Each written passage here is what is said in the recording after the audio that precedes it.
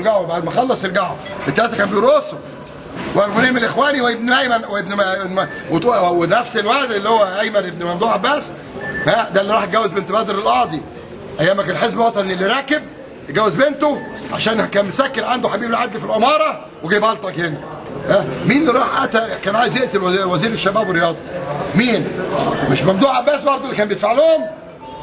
فانا معاه. وهم كانوا مع جمال مبارك بيروحوا معاه بالظبط. مين اللي كان بيسفرهم؟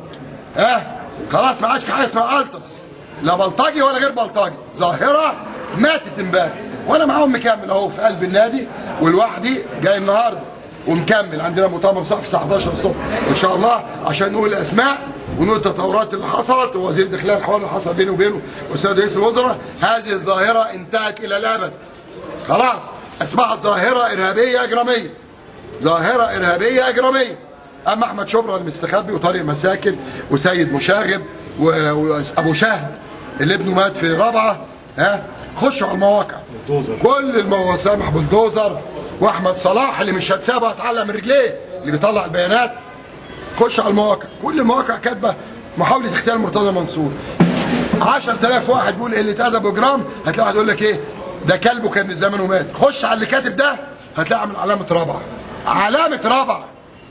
دول مجرمين، دول مجموعه مجرمين قتله. والنادي زي ما انتم شايفين مليان ناس اهو.